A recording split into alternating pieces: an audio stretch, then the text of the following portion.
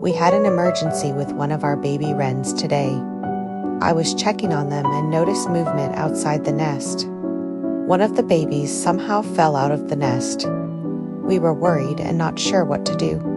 After a lot of research, we needed to gently get him back in there. It appears that maybe when Mom flew out, she accidentally caught him with his 3 hairs being like Velcro. Like and subscribe to follow daily updates.